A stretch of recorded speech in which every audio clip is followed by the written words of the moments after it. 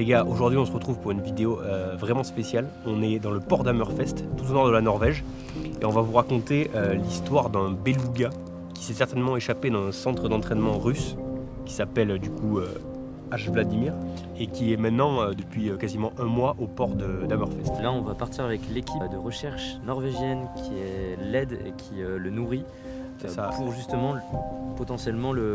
C'est ça, ils en prennent soin voilà, pour essayer de le réhabituer et de le réhabiliter du coup dans son milieu naturel. Parce que c'est un beluga qui est né probablement en captivité. Qui est très certainement né en captivité, du coup dompté, enfin qui est dressé, hein, donc il réagit à des gestes. Il réagit très bien à l'homme et même il réagit sans que l'homme intervienne avec lui. Ouais. Très probable qu'il se soit échappé d'une base d'entraînement au nord de la Russie, où en fait ils élèvent pas mal d'animaux en captivité à des fins militaires et ils leur font faire des repérages dans des ports ennemis, potentiellement déposer des bombes sur certains bateaux. Enfin, il y a beaucoup de secrets là-bas, voilà. Et du coup potentiellement il se serait échappé de là. Bon allez, on va voir ce beluga de plus près. Yes.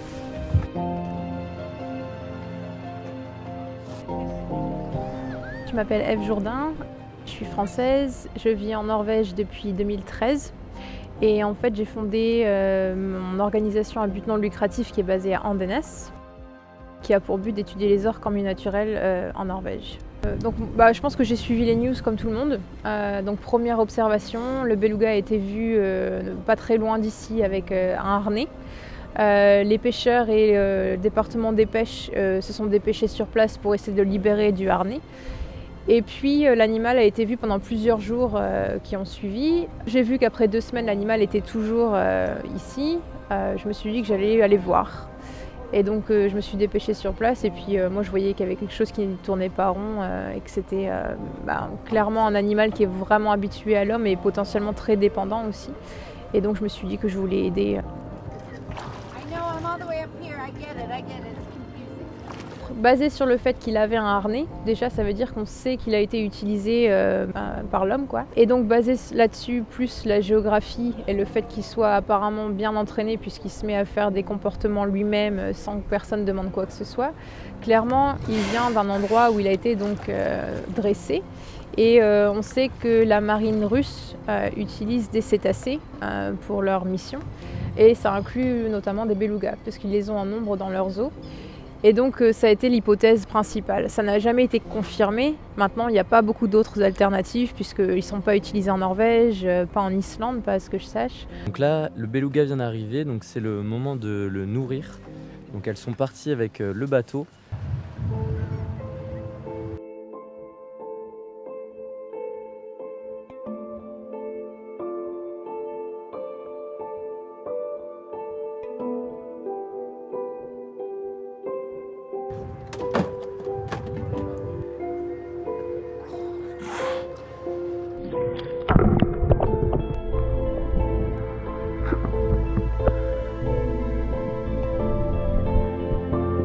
Donc là ils viennent de commencer les exercices, donc ils font ce qu'ils appellent des A to B, donc ils l'entraînent à aller d'un point A à un point B pour pouvoir le sortir du port et pour pouvoir aller s'entraîner on va dire en pleine mer pour qu'il apprenne peut-être à se nourrir et pouvoir le déplacer en cas de problème. Si jamais il s'amuse à aller dans d'autres ports, il faut arriver à le maintenir à un certain endroit, donc voilà, c'est un peu l'idée. L'habitude de la chose.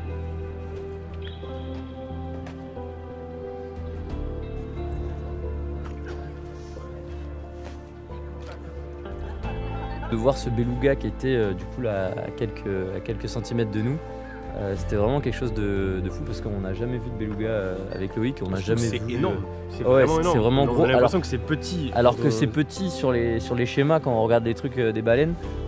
La taille du beluga c'est un truc petit, mais c'est vraiment plus gros qu'un dauphin quoi. C'est vrai que quand tu l'as à côté de toi, c'est assez impressionnant. Puis ce beluga il a une histoire quoi, il a peut-être participé à des entraînements où il pose des mines, où il pose peut-être tué des gens. À mon avis, ils sont beaucoup utilisés pour faire des reconnaissances de port, reconnaissance d'un bateau ennemi, parce que personne ne s'en méfie. Ouais. Juste à l'aide d'une caméra qu'on lui fixe sur le dos et hop, il répond aux ordres et il revient. C'est assez dingue. Je savais pas du tout qu'on utilisait les mammifères marins et bon, c'est encore les bonnes utilisations de l'homme pour des bonnes fins. Donc là, elle est en train de le nourrir et surtout de voir s'il a aucune blessure. Donc elle est en train de faire un petit check-up là, comme vous voyez derrière moi. Il va se mettre sur le ventre et elle va pouvoir vérifier qu'il n'ait pas de problème, etc., que ça n'a pas fait mal. Et ça fait partie de l'entraînement et surtout des soins. Il n'est pas habitué à la mer et aux prédateurs et aux hameçons et à tout ça. Il a grandi vraiment dans un bateau. bassin. Il peut facilement se faire mal avec les bateaux comme il est dans un port ou quoi que ce soit. Donc c'est vraiment intéressant de voir ça de près et c'est vraiment une grosse bête, quoi, ça.